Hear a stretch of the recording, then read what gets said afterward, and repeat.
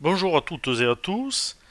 Avant toute chose, je tiens à préciser que si vous souhaitez vous former efficacement à la numérologie autant pour vous-même que dans un objectif de professionnalisation, je vous invite à me contacter par l'intermédiaire de mon site internet au www.numérologueconseil.com pour que nous en discutions par téléphone.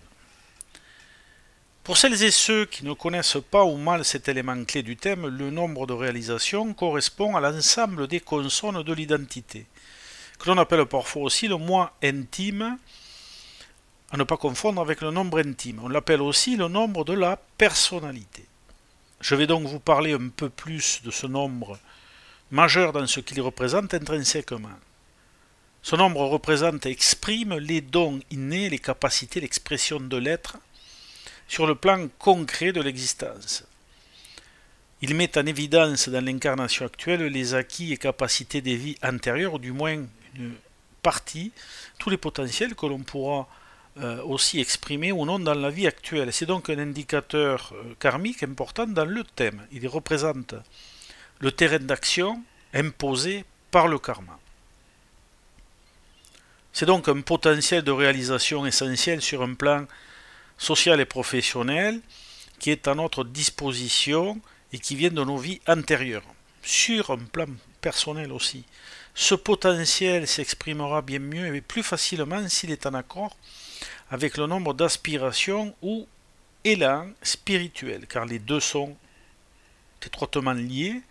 Les consonnes ont besoin des voyelles pour s'exprimer, et inversement, les voyelles ont besoin des consonnes pour se réaliser dans la matière. L'élan spirituel ou voyelles de l'identité complète vont apporter l'impulsion nécessaire au nombre de réalisations ou consonnes pour que l'individu puisse se réaliser, ou du moins puisse réaliser ses désirs profonds. Par exemple, si les deux nombres de l'élan spirituel et du nombre de réalisations sont identiques, l'accord entre les deux sera parfait, le sujet pourra évoluer sur le plan social, professionnel, personnel ou concret si vous préférez, avec une certaine fluidité en utilisant tous ces potentiels.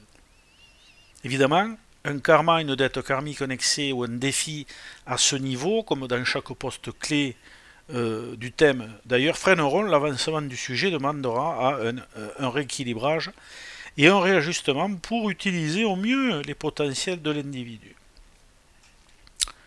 Si les deux nombres apparaissant au niveau de l'élan spirituel et du nombre de réalisations sont similaires, alors l'évolution peut aussi se faire avec une certaine fluidité. Si au contraire les deux nombres sont opposés et antagonistes, alors l'évolution à ce niveau sera plus compliquée, voire parfois, dans certains cas, impossible, car sérieusement contrariée.